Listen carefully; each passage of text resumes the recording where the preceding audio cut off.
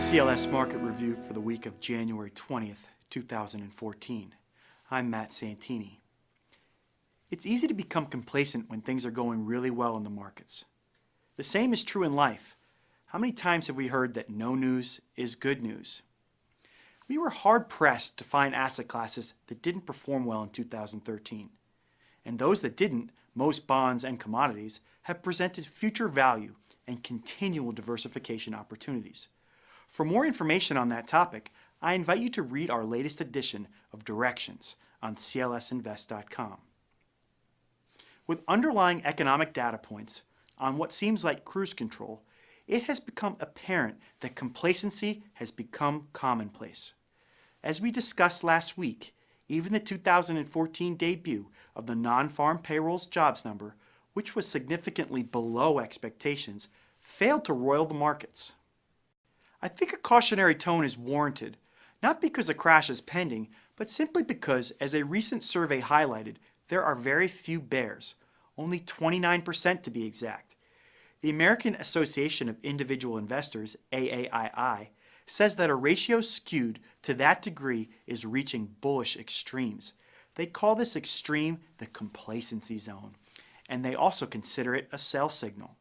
We can see the same type of exuberance in a recent investor intelligence survey.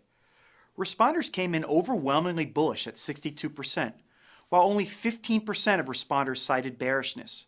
The number of bears continues to be historically low.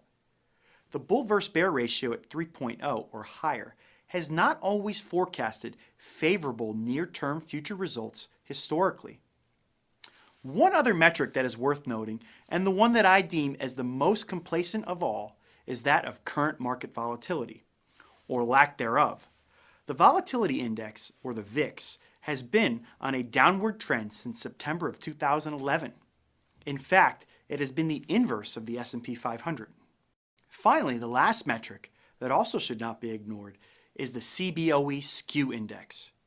This index tracks the price of the S&P 500 tail risk, or what is the cost to protect unforeseen events, or black swans, through the use of S&P 500 out-of-the-money options. A normal level of CBOE skew is 100. Currently at 126, down from a recent 133, it is still elevated and could be a potential harbinger of lurking volatility. No, I am not sounding any sell alarms, but I am asking that investors consider all data points, not just the ones that quantify their theses. It is best to welcome a potential sell-off in which your portfolio is prepared for. This is where having a disciplined approach to investing, one not based on reactions or emotions, is key. Opportunities are easier to navigate when you're not scrambling to mitigate loss.